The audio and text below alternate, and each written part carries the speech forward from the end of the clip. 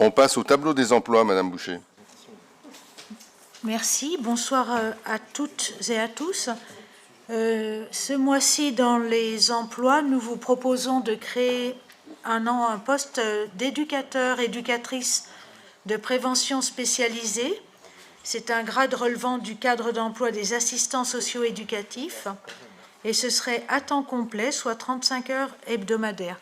C'est pour étoffer ce service de l'équipe de prévention. Également dans les créations, 2 postes agentes d'accueil de piscine, non pas de piscine, de patinoire. C'est un emploi saisonnier pour couvrir l'ouverture de la patinoire durant un bon jour l'hiver. Et ces personnes seront à temps complet, soit 35 heures hebdomadaires. Ensuite, nous vous proposons des modifications. La première des modifications, ça porte sur le temps de travail d'un adjoint administratif catégorie C à temps non complet, 80%, soit 28 heures hebdomadaires au cabinet du maire, qui est modifié en passant à temps complet. Et la deuxième modification, on y reviendra dans la délibération 26, mais c'est pour permettre à un poste de responsable d'équipe périscolaire, lui permettre d'être pourvu dans le cadre d'une convention industrielle de formation par la recherche, mais on reviendra plus longuement sur ce dispositif, comme je vous l'ai dit, dans la délibération 26. Nous vous proposons aussi d'approuver le tableau des emplois modifiés et qui prendra effet au 22 novembre 2023. Merci. Des questions? Oui, Madame Mika. Alors, ça va peut-être pas être une question, ça va être un constat. Parce que quand on va plus à même sur le tableau des emplois, on s'aperçoit quand même qu'il nous manque 14 animateurs de pause méridienne, 4 animateurs de CLAE, Bah oui. des personnes qui ont des postes de coordination ou de gestionnaire, comme la coordination, la gestion du personnel, la gestion de vie associative, le coordinateur d'éducation physique et sportive. Il nous manque également 4 policiers municipaux. Alors tout à l'heure on parlait de la Fourrière, mais là on est en train de manquer de policiers municipaux, ils ne sont pas pourvus. Donc on peut supposer que s'il n'y a pas verbalisation, il n'y a pas enlèvement. Et alors, donc on va avoir quelques petits soucis. Voilà, donc je voulais simplement signaler qu'on a quand même pas mal de postes encore à pourvoir, à peu près, j'ai pas retenu, 66 ou quelque chose comme ça, au total. 68, ça représente 8,7%, et la proportion est... On n'arrive pas, c'est une sorte de dur, on n'arrive pas vraiment à aller malgré les efforts incessants des équipes, malgré le fait qu'il y ait des recrutements en permanence, mais c'est compliqué et... C'est la situation. Votre constat est juste. Mais il faut dire très clairement que ces postes sont ouverts et qu'on est en permanence en recrutement. Que ce n'est pas une volonté malthusienne de la ville d'Annemasse. Non, puisqu'ils existent. Donc, voilà. Donc, mais c'est quand même bon de le dire qu'on recherche, dans vos propos, vous signalez la situation, mais on n'avait pas, je ne ressentais pas cette idée de dire qu'on fait le travail. Merci, Madame Boucher, de l'avoir dit. Mais vous le savez bien, cette situation, elle est sensible dans toute la fonction publique et plus particulièrement sur la fonction publique territoriale et nationale et hospitalière dans cette région frontalière. Si on a des interventions du ministre, si on a l'indemnité de résidence qui enfin arrive, si on a, et je vous proposerai au prochain conseil municipal un effort financier important pour nos personnels, pour rendre les postes encore plus attractifs face à une situation qui est très, très embêtante. Tout ce que vous avez dit est juste, et je le regrette, je suis le premier à le regretter, mais la situation de la police nationale est bien pire, et puis il y a d'autres endroits où c'est... Alors, ça ne nous console pas, mais tous les efforts sont faits, pour recruter chaque fois, et comme vous l'avez dit, Madame Boucher, sans arrêt, nos services sont en recrutement pour combler ces manques. Et ça me donne l'occasion de vraiment saluer ce qu'ils font. C'est leur travail, certes, mais ils le font avec cœur. Et parfois je ressens du découragement, eux pas, mais moi oui, parce que par exemple, ils organisent un jury, et puis les gens ne viennent pas. Mais si vous pensiez qu'ils préviennent qu'ils ne viennent pas, ben non, ils ne viennent pas, et les personnels de la mairie attendent. Enfin voilà, c'est compliqué, parce que les gens, le rapport au travail aussi change, et on essaye de s'adapter, d'être une collectivité attractive de différentes façons, mais ça reste quand même difficile à pourvoir. Mais bon, voilà. Alors, je me suis un peu inquiétée pour les policiers municipaux, mais je m'inquiète aussi pour les animateurs de pause méridienne. Mais oui. 14 personnes, Oui. quand même. Ça inquiète, Mais oui. aussi 14. Alors, j'ai vu qu'on a une délibération où les enseignants vont pouvoir manger au réfectoire. Donc, Non. ils vont pouvoir accéder au réfectoire. Non. Ah, ils auront juste le tarif. Voilà. D'accord. Mais toujours est-il que on a quand même du monde en moins sur ces temps-là. Donc, est-ce qu'on a moins d'enfants qui mangent du coup à la cantine, ou est-ce que ça veut dire que les autres animateurs sont plus chargés en enfants? Comment ça se passe? Madame Lounis, pour réponse. Bonsoir. Alors, pour la pause méridienne et pour le CLAE, la ville se doit de respecter un taux d'encadrement. Donc, c'est un animateur pour les enfants de maternelle et un pour 18 en élémentaire.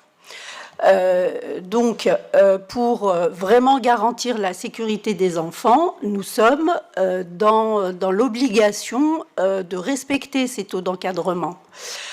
Fort heureusement, au niveau de la demande pour la restauration, le nouveau système qui encourage les familles qui n'ont pas besoin du service à décocher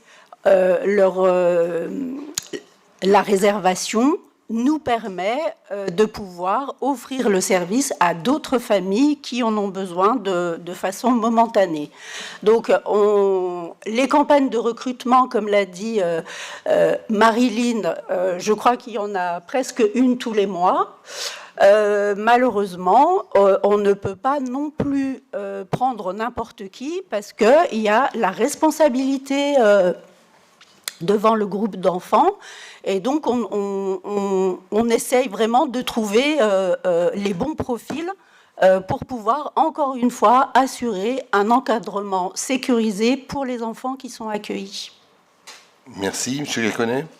Oui, moi, il y a quelque chose qui m'embête. Alors, on est tous d'accord sur le constat, il n'y a pas de souci. Moi, il y a quelque chose qui m'embête ici, sur notre territoire, c'est le débauchage avec nos petits copains de la Massaglo.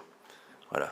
Et je retrouve des policiers municipaux dans d'autres communes, pas très loin, des maîtres chiens, voilà. Et il faudrait vraiment, il y a un moment donné, il faudrait peut-être sortir une règle de bonne conduite au bureau des maires de l'Agglo en disant on arrête le débauchage entre nous parce que les autres communes grossissent, Annemasse grossit c'est vrai, mais les autres communes grossissent, ont de plus en plus de besoins, et c'est tellement plus simple d'aller chercher les bons, voire même parfois les personnes qui seraient tentées par venir dans des communes un peu moins nombreuses, et je pense sincèrement qu'il faudrait peut-être un peu taper du poing sur la table au bureau des maires en disant maintenant le débauchage entre nous c'est terminé. Alors, là aussi, le constat est juste, mais je ne fais pas bien le mot débauchage. Parce qu'on sait ça. C'est pas du débauchage. Débauchage, c'est aller chercher. C'est la liberté des gens d'aller là où ils veulent. Et je peux vous assurer que c'est ce qui se passe. D'autant plus que les conditions financières et les conditions de travail sur la ville d'Annemasse sont parmi les meilleures de l'agglomération. Alors après, il y en a qui trouvent qu'il y a peut-être trop de travail ou des choses de ce genre-là. Peut-être. Mais les conditions financières, et j'avais ce matin une rencontre avec les représentants des syndicats de notre ville, reconnaissent que, et avec ce qu'on va faire encore et qu'on vous proposera au prochain conseil municipal, on est dans le top des 13 collectivités, c'est-à-dire les 12 communes plus l'agglo, sur notre agglomération. Donc c'est pas du débauchage, ils ont le choix, voilà. Et c'est embêtant parce que je suis d'accord avec vous, c'est étonnant. Moi, il nous arrive d'embaucher des gens des autres communes. Et il nous arrive aussi d'embaucher des gens des autres communes. Non, on ne va pas les chercher. Voilà. Il y a un policier qui vient de partir à Cluse. Voilà, c'est comme ça. Ça le rapproche de. Il y a un poste qui se libère, ça le rapproche de chez lui. c'est la libre circulation des personnes.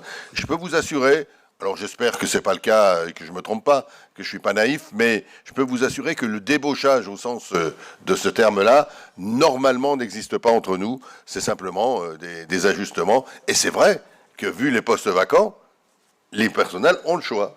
Voilà, et ils utilisent ce choix. Je vous propose d'enchaîner. Oui, Monsieur Sauge. Oui, juste pour dire que aussi certains services dont j'ai la responsabilité sont aussi en manque d'effectifs, et là c'est encore plus dur pour les trouver. Nous avons les balayeurs.